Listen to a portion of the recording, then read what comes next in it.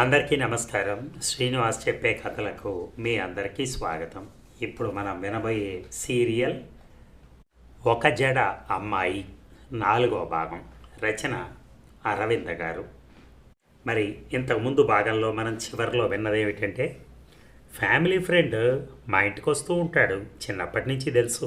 ఒకరోజు ఈ జడ కత్తిరించేస్తానన్నాను, వద్దని బతిమాలాడు. నా జడ చాలా అందంగా ఉంటుందట, ఇలాగే ఉంచుకోవాలట, ఉంచుకుంటే 10,000 ఇస్తానన్నాడు. తను కొనుక్కుంటాడట, ఇంకా ఇవ్వలేదు, బాకీ ఉన్నాడు. అది గుర్తొస్తే నవ్వొస్తూ ఉంటుంది ఇప్పటికీ. నాకు అప్పుడప్పుడు జుట్టు పొట్టిగా ఉంచుకోవాలనిపిస్తుంది, ఇప్పటి ఫ్యాషన్ లాగా. అలా మంచి ఫోటోలు కూడా తీయించుకోవాలనిపిస్తుంది. కానీ అక్కడ ఆగాం మనం ఇంతకుముందు భాగంలో. సో ఇప్పుడు ఈ భాగంలోకి వెళ్దాం. నీ ఇష్టానికి వ్యతిరేకంగా జడ అల్లుకుంటున్నావు, ఆశ్చర్యంగా లేదు అంది. ఏమిటి ఆశ్చర్యం అన్నాను ఆశ్చర్యపడుతూ. ప్రేమ చేసే వింత చేష్టలు. నువ్వేమనుకుంటున్నావు? ఛీ, నాకు ప్రేమ లేదు, రాంబాబు ఉట్టి పప్పు ముద్ద. ఏమనాలో తెలియక అనేశాను. పప్పు ముద్ద, ముద్దపప్ప అంతేనా? నీకు మంచి ఫోటోలు నేను తీస్తాను ఈసారి ఎప్పుడైనా. నా దగ్గర మంచి కెమెరా ఉంది అంది. నా హ్యాండ్ బ్యాగ్ అందుకున్నాను. సునంద నాతో మెట్ల దాకా వచ్చింది. నువ్వు వస్తున్నందుకు థ్యాంక్స్ శైలా, నాకు సంతోషంగా ఉంది, మంచి ఫ్రెండ్ దొరికినందుకు. కాదు, చెల్లెలు అంది. లోపల నుంచి సురేన్ వచ్చాడు. మీరు ఎలా వెళ్తారు? నేను డ్రాప్ చేస్తాను అన్నాడు. నేను వెళ్ళగలను అన్నాను. నేను దింపగలను అన్నాడు. సునంద నిలబడి చూస్తోంది. సరే పదండి అన్నాను. కూర్చున్నాక సునందకి చెయ్యి ఊపాను. సునంద నాకెప్పుడు లెక్చర్లు ఇస్తూ ఉంటుంది. ఈరోజు మీరు ఉండబట్టి బతికిపోయాను ఈ వాచ్ కోసం అన్నాడు అతడు నా వైపు తిరిగి. చాలా బాగుంది నిజంగా అన్నాను అతని చేతిని చూస్తూ. సునంద ఇదివరకు ఇలా ఉండేది కాదు, ఉత్సాహంగా బబ్లీగా ఉండేది. ఈ మధ్య చాలా మారిపోయింది. తను మారటమే కాదు, అందరూ మారిపోవాలంటోంది. ఏదో మానవత్వం అంటోంది. ఈనాటి కాంపిటేటివ్ వరల్డ్లో నీతులు చెప్పే మనిషి బతకగలడా? అది కేవ్ పీపుల్కి, మనకు కాదు. రిస్క్ లేదే జీవితంలో థ్రిల్ లేదు. ఏమంటారు? Life is what we make it అంటూ నా వైపు చూసి చిన్నగా నవ్వాడు. కొంచెం ఇబ్బందిగా అనిపించినా ఉత్సాహం కలిగింది. ఏమో, నాకు సునంద అంటే చాలా ఇష్టం అన్నాను. నాకు ఇష్టమే కాదు, భయం కూడాను అన్నాడు. అతడి మొహం చూసి నాకు నవ్వొచ్చింది. ఇప్పుడు మీరు చెప్పాలి. ఏటో? సారీ, మెడికల్ స్టోర్ దాటాక రైట్ టర్న్ తీసుకుని మళ్ళీ రైట్ ఆపండి. డోర్ తెరిచి కారు దిగి లోపలికి వస్తారా అని అడిగాను. ఇంకొకసారి వస్తాను, పనుంది. Thanks, bye. చెయ్యి ఊపి అతడు వెళ్ళిపోయాడు. నాన్న ఇంట్లోనే ఉన్నారు. మీరు చిన్మయానంద స్వామి ఉపన్యాసాలు విన్నారా? ఇది వరకు వెళ్ళేవాళ్ళం. మరి మీ అభిప్రాయం ఏమిటి? సునంద బలంగా వాదిస్తుంది. దేశం ఈ స్థితికి రావడానికి కారణం మన మతానికి, నైతిక విలువలకి దూరం అవటమే అని.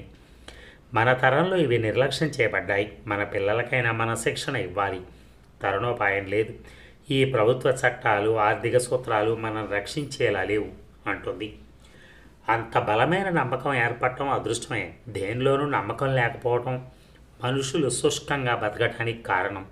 సాధారణంగా మనుషులు ఉపన్యాసాలు వింటున్నంతసేపు ఉత్తేజితులు అవుతారు, వెంటనే మర్చిపోతారు, అలవాట్లకు లోబడిపోతారు. పుస్తకాలు అంతే, సినిమాలు అంతే. అయితే మార్పు అనేది రాదా? అది ఒక మతంగా పాటిస్తే తప్ప మార్పు రాదు. అంటే దీక్ష కావాలి. ఇంకేమీ అడగాలనిపించలేదు. నాన్న అన్ని విషయాల్లోనూ నిర్లిప్తంగా ఉంటున్నారు. ఇక ముహూర్తం కుదిరింది. పెళ్లి రోజు దగ్గరికి వచ్చేసింది. అలివేలు వచ్చింది అన్నయ్యకి. ఎందుకు నచ్చదు? అపరంజి, తెల్లగా ఉండే డబ్బు గల వాళ్ళ పిల్ల కట్నం తెస్తుంది. ఒకవేళ అన్నయ్య సందేహించినా అమ్మమ్మ ఊరుకుంటుందా? ఆర్థిక శాస్త్రం ఇల్లాలి లక్షణాలు వాడికి నూరిపోసుంటుంది. అన్ని ఏర్పాట్లు చకచగా జరిగిపోయాయి. నాన్న కట్నం ప్రసక్తి తేలేదు, కానీ అమ్మమ్మ ఏదో మాట్లాడే ఉంటుంది. ఆడబిడ్డ లాంఛనాలని ముందుగానే 5,000 పంపించారు. నాన్న 100 రూపాయలు ఇచ్చినా ఏ చీర కొనుక్కోను అని ఉబలాట పడేదాన్ని. వెంకట్రావు గారి డబ్బంటే సరదా పుట్టడం లేదు. ఏం కొనుక్కుంటావు అడిగాడు అన్నయ్య. అక్కయ్య రాని అన్నాను. అక్కయ్య పిల్లలు వచ్చారు, మా అందరికీ బట్టలు తెచ్చింది. బావ మారాడా అనుకున్నాను. పెళ్లిలో అలకపానుపు మీద స్కూటర్ అడిగాడు బావ. అక్క కోపం వచ్చింది. ఇవ్వకండి, ఏం చేస్తారేమిటి, నేను అత్తారింటికి వెళ్ళను అని పేచీ పెట్టింది. వెళ్ళింది. వాళ్ళు పుట్టింటికి పంపేవాళ్ళు కాదు చాలా రోజులు. తర్వాత వీలు చూసుకుని నాన్న 20,000 ఇచ్చారు బావకి స్కూటర్ కోసం. అప్పుడు వెళ్ళమన్నారు పుట్టింటికి. అయినా అక్కయ్య రాలేదు. ఇక నాకు వాళ్ళకి సంబంధం లేదనేసింది. దాని మనసులో విరక్తి. నేను నాన్న ఎప్పుడైనా వెళ్ళి చూసి వస్తూ ఉండేవాళ్ళం. ముందర నీ పెళ్ళవుతుంది అనుకున్నాను. ఏ సంబంధం నచ్చలేదట నీకు. పెళ్లి చేసుకోబట్టే శైలా అంది అక్కయ్య. చేసుకోనని నేను ఎప్పుడైనా అన్నానా ఎప్పుడైనా? చేసుకుంటాను. చేసుకోకపోతే మీరు అంత నన్ను బతకనిస్తారా ఏమిటి అన్నాను. బతకనివ్వం, 3 ముళ్ళు వేయించి లొంగదీయాల్సిందే అంది అక్క నవ్వుతూ. మర్నాడు పొద్దున అక్క పిల్లలు ఉన్నారు. గొడవ పట్టం ఎందుకు, హోటల్ నుంచి ఇడ్లీ తెప్పిస్తే సరి అనుకుంటూ లేచాను. అప్పటికే అక్క పిల్లలు లేచారు. స్నానాలు చేసి ముస్తాబాయ్ ఆడుకుంటున్నారు. అక్క పూజ కూడా చేసినట్టుంది. నుదుట కుంకుమ బొట్టు, జారుముడిలో పువ్వు పెట్టుకుని కుర్చీలో కూర్చుని ఏదో చదువుతోంది. ఏమిటక్క అంత తొందర, పిల్లలకు అప్పుడే స్నానం చేయించావు అన్నాను. పొద్దున్నే లేవకపోతే స్నానం చేయకపోతే మీ బావ ఊరుకోరు అంది. బావా అన్నాను. కాలేజీ లేకపోతే పొద్దున్న 9 ముందర లేవదు. ఆయన చాలా మారిపోయారు అంది అక్క. ఏమైంది, యోగా ప్రాక్టీసా? కాదు, అప్పుడు చాలా జబ్బు చేసింది కదూ. ఏడాది కిందట బావకి జాండీస్ వచ్చింది. అప్పుడు నేను నాన్న వెళ్ళాము అక్కకి సాయం. జాండీస్ తగ్గింది కానీ చాలా రోజులు కడుపు నొప్పితో బాధపడ్డాడు. అన్నాను చెప్పమన్నట్టు. కడుపు నొప్పి ఎన్ని మందులు ఇచ్చినా తగ్గలేదు. డాక్టర్లు మార్చాం. చెప్పిందే తడువుగా ప్రతి వాళ్ళు చెప్పిన చిట్కా వైద్యాలన్నీ చేశాం, తగ్గలేదు. మీకు రాయలేదు కానీ ఈయన మళ్ళీ మామూలు మనిషి అవుతారా అని ఎంత దిగులు పడ్డానో. ఇదేదో నా అంతానికే వచ్చిందంటూ ఉండేవారు ఆయన. ఆయన కూడా భయపడ్డారు. అప్పుడు ఎవరో చెప్పారు పుట్టపర్తి వెళ్ళమని. మొదట మీ బావ ఆ మాట కొట్టిపారేశారు, రానన్నారు. మళ్ళీ నమ్మకం లేదు కానీ ఏదో ఆశ. ఎలాగో ఒకలాగా ఆరోగ్యం బాగుపడితే చాలు. నా మీద విసుక్కుంటూనే వచ్చారు. బాబాగారి దర్శనం అయింది. విభూతి ఇచ్చారు. వారం రోజుల్లో ఈయన బాధలన్నీ మంత్రించినట్టు పోయినాయి. అప్పటి నుంచి ప్రతి గురువారం భజన చేస్తున్నాం అంది. భజన? యూనివర్సిటీలో ప్రొఫెసర్ బావ భజన చేస్తాడా? నాకు నమ్మశక్యంగా కూడా ఉంది. నవ్వు వస్తోంది. భజనే. పిల్లలు బాల వికాస్కి వెళ్తారు. మహిళా విభాగం కూడా ఉంది. రోజుకొక గుప్పెడు బియ్యం చొప్పున నిల్వ చేసి నెలకోసారి అన్నదానం చేస్తాం. చందాలు వేసుకుని హాస్పిటల్లో ఉండే బీద పేషెంట్లకి పళ్ళు, హార్లిక్స్ కొనిస్తాం. అక్క ఇంకా ఏదో చెప్తోంది. అంతా బాగానే ఉంది. పిల్లలకి మంచి పద్ధతులు, శిక్షణ వస్తాయి. స్త్రీల ద్వారా సంఘసేవ జరుగుతోంది. భజన అంటే మాత్రం నవ్వొస్తోంది. చేతులు చరుచుకుంటూ రకరకాల గొంతులు కలిసి నిజంగా తన్మయత్వం ఉంటుందా దాంట్లో? అక్క చేతిలో పుస్తకం చూశాను. సూక్తి ముక్తావళి. చక్కగా పొద్దున్నే లేచి ఇలా కష్టపడితే 2 ఏళ్లలో BA పాస్ అవుతావు అన్నాను. ఇప్పుడు BA పాస్ అయి నేనేం చేయాలి? మీ బావ ఆరోగ్యం బాగుండి మేము ఇలాగుంటే చాలు, బాబాగారి కృప ఉంటే చాలు అంది అక్క. ఇది ఇంట్లో పుట్టిన పిల్లేనా? మొగుళ్ళు పెళ్ళాలని ఎలా మార్చేస్తారు అనుకున్నాను. ఆ ఇల్లు ఒక బందిఖానా. బావ చెప్పిందే వండాలి. బావ కొన్న గుడ్డలే కట్టాలి. చాలా రోజుల తర్వాత మా కుటుంబ సభ్యులు అంతా కలుసుకున్నాం. చుట్టాల సందడితో, పెళ్లి కళతో ఇల్లు నిండుగా ఉంది. అమ్మమ్మగారి ఇల్లే విడిది అన్నారు. అక్కడికి వెంకట్రావు గారి ఇల్లు దగ్గరే. వెళ్ళగానే పెళ్లి కూతుర్ని చూసి వచ్చాం. అక్కకి అలివేలు బాగా నచ్చింది. తెల్లగా ఉందని సంతోషపడింది. వాళ్ళ ఇల్లు మర్యాదలు కూడా బాగున్నాయి. నువ్వేమనలేదు, నీకు నచ్చలేదా అంది అక్క. బాగానే ఉంది అన్నాను. అలంకరణ కావాలి అమ్మాయిలకి, అందం వినుబడిస్తుంది. కానీ వంట చేస్తున్నప్పుడు కూడా బాగుంటే అది అసలైన అందం. సాయంత్రం పక్కింట్లో భజన అయింది. ప్రసాదం తెచ్చారు అక్క, బావ. భజనకు వెళ్ళి అసలు ప్రసాదం కోసమే ఈ భజనలు చేస్తారేమో అన్నాను. శైలకి భజన అంటే వేళాకోళం అండి. ప్రొఫెసర్ గారు కూడా భజన చేస్తారా? ఆశ్చర్యపడిపోతోంది అంది అక్క బావతో. ప్రొఫెసర్లు, డాక్టర్లు, ఇంజనీర్లు మానవ మాత్రులే కదా, అందరూ విధి చేతిలో పప్పెట్స్ అన్నాడు బావ. రాత్రి ముహూర్తం నిద్రపోకుండా అందరం కబుర్లు చెప్పుకుంటూ కూర్చున్నాం. వంటలు బాగున్నాయి. రాజమండ్రి నుంచి వచ్చారట వంట వాళ్ళు. నాకు వంట పని తప్పింది ఈ వారం రోజులు. పరమ సంతోషంగా ఉంది. అపరంజికి వంట వచ్చో రాదో, రాకపోతే మాత్రమే 3 రోజుల్లో నేర్పించేస్తాను. నాకు వచ్చినటువంటి పాక కళంతా. పెళ్ళికి అన్నయ్య ఫ్రెండ్స్ చాలామందే వచ్చారు. రాంబాబు రాలేదు. అతడు రాకపోవటం చాలా వెలితిగా ఉంది. ముహూర్తం వెళ్ళదాకా అతడి కోసం చూస్తూనే ఉన్నాం, తప్పకుండా వస్తాడు అని. అన్నయ్య రాంబాబుకు ఉత్తరం రాశాడు, శుభలేఖ పంపాడు, ఆఫీస్ నుంచి ఫోన్ కూడా చేశాడట. కానీ రాంబాబు రాలేదు. మర్నాడు పొద్దున్నే గ్రీటింగ్స్ అందిని. వీడేదో మారిపోయాడు, ఇలా కాదు ఒకసారి ఇళ్ళని చూసి వస్తాను అన్నాడు అన్నయ్య. రాంబాబు లేకపోవడం నాకు లోటుగా అనిపించింది. నాన్న కూడా అతను తప్పకుండా వస్తాడు అన్నారు. పనుల ఒత్తిడి వలన రాలేకపోతున్నానని రాశాడు. తర్వాత ఏమిటో అంత రాజకార్యాలు తను చేస్తున్న ఉద్యోగానికి. ఈ హడావిడంతా అయ్యాక ఘాటుగా ఒక ఉత్తరం రాయాలి అనుకున్నాను. ఇక పొద్దున్న మేమిద్దరం వంటింట్లో ఉన్నాం. నీకు ఇంకా చదువుకోవాలని ఉంటే చెప్పు, గ్రాడ్యుయేట్ అవుదు కానీ నేను ఉద్యోగానికి వెళ్తూ నువ్వు ఇంట్లో ఉండి పనిచేస్తుంటే నాకు బాగుండదు అన్నాను. నాకు చదవాలని లేదు, అందుకే మానేశాను. మా నాన్నగారు చదువుకోమనే అన్నారు. వంట ఇష్టమే నాకు, హాయిగా నవళ్ళు చదువుకోవచ్చు అంది. అయితే నీకు తీరని కోరికలంటూ ఏమీ లేవన్నమాట. ఎంఏ చదవాలని, వీణ కచేరీ చేయాలని. అంది వదిన అదోలా చూస్తూ. వాళ్ళింట్లో అందరికీ డబ్బున్న వాళ్ళమన్న గర్వం కాదు, గ్రహింపు ఉంది. అలివేలు ఈ పేరు నా నోట్లోంచి రావట్లేదు, అపరంజే బాగుంది, వదినకి చెప్పేయాలి. అంటే నీ కోరికలు నేను తీరుస్తానని చెప్పట్లేదు. నీకు కావాల్సింది ఏమైనా ఉంటే నాకు చెప్పు, నేను నీ పక్షం వహిస్తాను. అన్నయ్యని నాన్నని మనమే గెలుస్తాం అన్నాను. సరే తప్పకుండా చేస్తానంది. ఇప్పుడు నాకు చాలా బాధ్యతలు తప్పాయి. ఇంటికి తాళం వేసుకోవాల్సిన అవసరం లేదు, ముందరే చెప్పాల్సిన అవసరం లేదు. వచ్చేటప్పటికి కాఫీ రెడీగా ఉంటుంది. అంతేకాదు మంచి కాలక్షేపం కూడాను. అన్నయ్య గది కేంద్రం అయింది. ఫర్నిచర్ కోసం అని వదిన వాళ్ళు నాన్నగారు డబ్బులు ఇచ్చారు. అన్నయ్య గదిలోకి కొత్త సామాన్లు చేరుతున్నాయి. సాయంత్రం నేను స్కూల్ నుంచి వచ్చేటప్పటికి తోపుడు బండిలోంచి డబుల్ కాటు దింపుతున్నారు. బండివాడు డబ్బులు తీసుకుని వెళ్ళిపోయాడు. అన్నయ్య ఇది పాత మంచం, మాలతి వాళ్ళకి అమ్మేశాం, ఇంట్లో చోటు ఉండదని. అన్నయ్య వదిన కూడా ఏమిటో గదిలోంచి బయటికి లోపలికి తిరుగుతున్నారేమిటో. వదిన కాఫీ తెచ్చి ఇచ్చింది కానీ నవ్వలేదు. అన్నయ్య వచ్చి నా పక్క సోఫాలో కూర్చున్నాడు. ఇద్దరూ మాట్లాడలేదు, ఒకళ్ళనొకళ్ళు చూసుకుంటున్నారు కినుకతో. సంగతి కొంచెం పసిగట్టింది నా మనసు. ఏమైంది వదిన, మంచం ఎక్కడ పెట్టారు అని అన్నాను. ఇంకా పెట్టలేదు అన్నాడు అన్నయ్య. వదిన గదిలోకి వెళ్ళిపోయింది. తను కిటికీ వైపు పెడదామంటే అన్నయ్య నేను ఎదుటి గోడ వైపు అంటున్నాను. అయితే ఇప్పుడు బలాబలాలు తేల్తాయన్నమాట అన్నాను ఉత్సాహంగా. టవల్ తీసుకుని స్నానానికి వెళ్ళాను. అన్నయ్య మళ్ళీ గదిలోకి వెళ్ళాడు విసురుగా. నా ధ్యాస అంతా గది మీదే ఉంది. నిర్ణయం జరగడానికి కొంత సమయం పడుతుంది. ఈవేళ కూడా సునంద రాలేదు స్కూల్కి. ఏమైందో ఏమిటో. రత్నమాల బాలవిహారికి పెడుతోందా? చాలా శనివారాలు గడిచిపోయినాయి. ఎల్లుండి శనివారం వెళ్తాను. చీర కట్టుకుని జడల్లుకుని హాల్లోకి వచ్చాను. మంచ కిటికీ వైపు చేర్చుంది. అన్నయ్య నట్లు బిగిస్తున్నాడు. గుమ్మలో నిలబడ్డాను. వదిన నవ్వింది, తృప్తిగా నవ్వింది, కళ్ళు మెరుస్తున్నాయి. వదినే గెలిచింది. అన్నయ్య తలెత్తి చూసి నవ్వాడు. మిఠాయిలు తినిపించాలి వదిన అన్నాను. ఎందుకు అంది. అన్నయ్యని తెమ్మను గెలిచినందుకు అన్నాను. నేను చేస్తానులే అంది.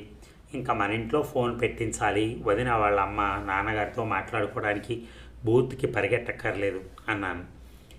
అలాగే సత్యభామ, ఇది వరకు ఒక్కరే, ఇప్పుడు ఇద్దరు తోడయ్యారు అన్నాడు అన్నయ్య. నవ్వుకుంటూ నా గదిలోకి వచ్చాను. అన్నయ్య పెళ్ళికి రాలేదు. రాంబాబు గుర్తొచ్చింది.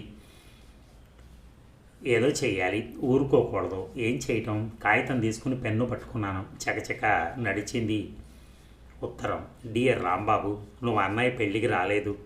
నేను అన్నయ్య నీ పెళ్ళికి రావటం లేదు, గుర్తుంచుకో. వదిన వచ్చేసింది, ఇక్కడే ఉంది. అసలు భార్యాభర్తల మధ్య మనస్పర్ధలు ఎందుకు వస్తాయో నాకు అర్థం కావట్లా.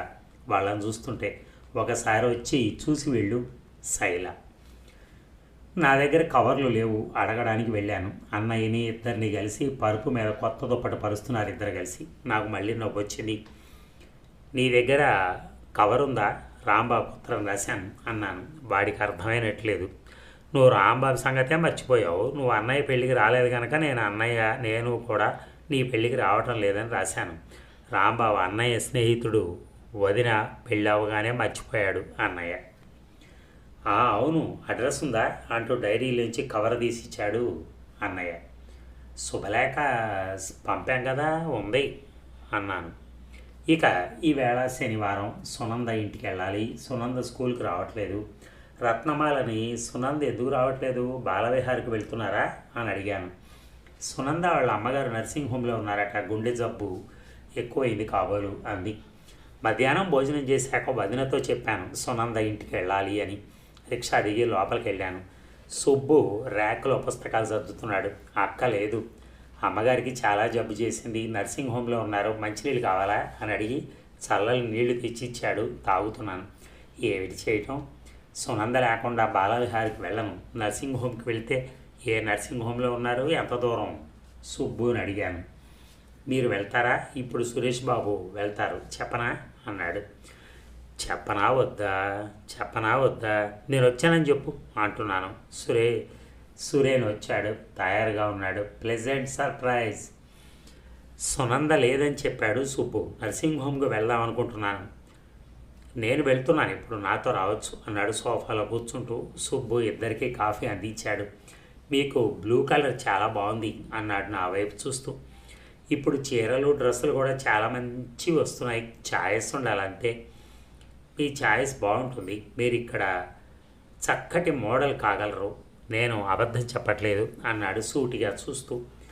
నాలో ఏదో అలజడి కలుగుతోంది, సంతోషం వేస్తోంది. మోడల్ అంటే అందము స్టైలు ఉన్న ఆధునిక యువతి. ఇది నాకు ఒక మంచి కాంప్లిమెంట్. అది కూడా ఒక హై క్లాస్కి చెందిన ఆధునిక యువకుడి నుంచి రావటం నా గొంతులో ఏదో అడ్డం పడ్డట్టుగా అనిపించింది. అయినా కూడా తీసుకుని థ్యాంక్స్ ఫర్ ద కాంప్లిమెంట్ అన్నాను. అని వెంటనే మీ ఇంట్లో అన్నీ ఫారిన్ వస్తువులే అనుకుంటాను అన్నాను. అవును, ఆశ్చర్యమే ఉంది. మా అన్నయ్య అమెరికాలో సెటిల్ అయ్యాడు. వచ్చినప్పుడు అందరికీ గిఫ్ట్స్, మార్కెట్లో కొత్తగా వచ్చిన అప్లయన్సెస్, ఇండియాకి సూట్ అయ్యేవి తెస్తూ ఉంటాడు అన్నాడు. మీరు కూడా ఇంజనీరేనా సందేహిస్తూ అడిగాను. కాదు, సునంద నన్ను నువ్వు కూడా ఇంజనీరింగ్ చదువు అంటుండేది. మా అన్నయ్య కూడా అలాగే ఉత్తరాలు రాస్తూ ఉండేవాడు, అమెరికా రమ్మని, బాగా చదువుకోవాలని. ఇండియాలో అందరూ పోటీ పడి చదువుతుంటారు, కానీ ర్యాంకులో పాస్ అయ్యే వాళ్ళు కొద్దిమందే ఉంటారు. వాళ్ళకు మాత్రమే మంచి ఉద్యోగాలు, ఫారిన్ ఛాన్సులు దొరుకుతాయి. మిగిలిన వాళ్ళకి చదువు వల్ల లాభం లేదు. బాగా బతకాలంటే బిజినెస్ చేయాలి, అదొకటే మార్గం. కోర్స్ రిస్క్ తీసుకోవాలి. నా గురించి చెప్పాలంటే ముందర మా డాడీ గురించి చెప్పాలి అని ఆగాడు. నేను వింటున్నానో లేదో అన్నట్టు. ఇక చెప్పండి, సంగతులు తెలుసుకోవటం నాకు ఇష్టమే అన్నాను కుతూహలంగా. మా డాడీ స్వశక్తి మీద పైకి రావాలంటారు. నన్ను లా చదవమన్నారు. నేను ఫస్ట్ క్లాస్ స్టూడెంట్ని కాదు, అప్పుడు స్పోర్ట్స్ ఇంట్రెస్ట్ ఉండేది. పాలిటిక్స్లోనూ బిజినెస్లోనూ పైకి రావాలంటే లా చదవాలంటారు డాడీ. అందుకని లా పాస్ అయ్యాను. నాకు ఫ్రెండ్స్ ఉన్నారు, బిజినెస్ ఉంది. వాళ్ళ కంపెనీకి మేనేజర్గా ఉండమని అడిగారు. ఒప్పుకున్నాను, కానీ తృప్తిగా లేదు. నాకు కావాల్సినవన్నీ నేనే కొనుక్కుంటాను, ఈ కారు తప్ప. ఈ కారు నాకు మా డాడీ ఇచ్చారు. ఆయనకే ఒక క్లయింట్ ఇచ్చారు ఈ కారు. వెరీ ఇంట్రెస్టింగ్ అన్నాను. డాడీ, నేను మీకు ఆస్తి ఇవ్వను, ఎవరికి కావాల్సింది వాళ్ళే సంపాదించుకోవాలంటారు. నాకు మీ ఆస్తి వద్దు, నాకు ఈ కారు ఇవ్వండి చాలని అడిగాను. ఆయన నాకు కారు ఇచ్చేశారు. సుబ్బు ఒక బాస్కెట్లో ఫ్లాస్కు, చీరలు, పుస్తకాలు, ఇంకా ఏవేవో వస్తువులు తీసుకొచ్చాడు. వెళ్ళి కారులో పెట్టాడు. సురేన్ వాచి చూసుకుని ఇక మనం వెళ్దాం అన్నాడు. కారులో కూర్చున్నాం. కారు కదిలింది. అసలు ఇండియాలో లైఫ్ ఏముంది, నేను అమెరికా వెళ్ళాలని ప్లాన్ చేస్తున్నాను. అయితే అన్నయ్య సాయంతో మాత్రం కాదు, జీవితం ఒక అపురూపమైన వరం, శాపం కాదంటాను నేను. మీరేం మాట్లాడటం లేదు అన్నాడు. మీరు చెప్పిన అభిప్రాయాలతో నేను కూడా ఏకీభవిస్తున్నాను. జీవితం ఒక వరం, కానీ ఇండియాలో లైఫ్ ఏముంది అంటే నిజానికి లైఫ్ గురించి నాకేమాత్రం అనుభవం లేదు అన్నాను. నువ్వు మీరు అనక్కర్లా, సింప్లీ సురేన్ అని అనండి చాలు. We are friends. అవునా? నేనెప్పుడు ఈ యువతరం గురించి ఆలోచిస్తాను. ఎందుకు పాత ఆలోచనలు, పద్ధతులు వదిలిపెట్టడం? ఎందుకు కొత్త మార్గాలు తొక్కరు? అమ్మాయికి పెళ్ళి, అబ్బాయి ఉద్యోగం, పెళ్ళి ఉద్యోగం తప్ప వేరే జీవితం లేదనుకుంటారు. ఇండియాలో మన జీవితంలో అడ్వెంచర్ అదేదే లేదు, థ్రిల్ అస్సలు లేదు. మనలో ఏ టాలెంట్స్ ఉన్నాయో తెలుసుకోవాలి ముందు, వాటిని ఉపయోగించుకుని పైకి రావాలి అంటున్నాడు. నర్సింగ్ హోమ్ చేరుకున్నాం. లాన్, సీజన్ ఫ్లవర్స్తో పరిశుభ్రత ఉట్టిపడుతోంది. ఇటువంటి చోట ఉంటే ఆరోగ్యం బాగుంటుంది, మంచి ఆలోచనలతో. విజిటర్స్ వచ్చే వేళ ఇది, సందడిగా ఉంది. మనుషుల్ని తప్పకుండా అతని పక్కన నడుస్తున్నాను. తప్పుకుంటూ. మేము నడుస్తున్న వరండా చివర సునంద నిలబడింది. ఎదురొచ్చి నిన్ను చూడాలనుకుంటున్నాను, నువ్వు వచ్చావు అంది నా బొసంపై చెయ్యి వేసి. నాకు చూడాలనిపించి మీ ఇంటికి వచ్చాను అన్నాను. ఇక్కడికి నేను తీసుకొచ్చాను అన్నాడు సురేన్. గదిలోకి వెళ్ళాం. ఆవిడ పడుకొని ఉన్నారు. ఒక కుర్చీ ఒక స్టూలు ఉన్నాయి. నేను సునంద కూర్చున్నాం. సురేన్ తల్లి దగ్గరికి వెళ్ళి ఏమైనా కావాలా, అరగంటలో వస్తానని నా వైపు తిరిగి కొంచెంసేపు ఉంటారు కదా అని అడిగాడు. సునంద నా వైపు చూసింది. నేను వాచ్ చూస్తూ ఒక అరగంట ఉంటానన్నాను. నా వాచ్ పాత పడిపోయింది, స్ట్రాప్ మార్చాలనుకుంటా. నేను నా వాచ్ చూస్తుంటే సురేన్ కూడా చూశాడు. కొంచెం సిగ్గేసింది. కొత్తది కొనాలి అని అనుకున్నాను. నేను వస్తానని అతను వెళ్ళిపోయాడు. ఇప్పుడు ఎలా ఉంది అడిగాను వాళ్ళ అమ్మగారిని చూస్తూ. ఇప్పుడు కులాసాగానే ఉంది. ఆ అమ్మకి హాస్పిటల్లో ఉండటం ఇష్టం ఉండదు. ఆ రోజు పరిస్థితి చూసి మా డాక్టర్ గారు వెంటనే హాస్పిటల్లో చేర్పించమన్నారు. 2 రోజులు రాత్రి పగలు కనిపెట్టుకుని ఉన్నాం. ఇప్పుడు ఇంకా పర్వాలేదు అంది సునంద. అందరినీ శ్రమ పడుతున్నాను అందరినీ అన్నారు ఆవిడ. అలా అనద్దన్నానా, మేమేమి శ్రమ పడట్లా అని ఆవిడతో అని. స్కూలు సంగతులు ఏమిటి శైల అంది. రత్నమాల గారు చెప్పిన సంగతులు, పెళ్లి విశేషాలు, వదిన గురించి చెప్పాను. మరి ఈ భాగం ముగిద్దామా? మళ్ళీ రేపు కలుద్దాం.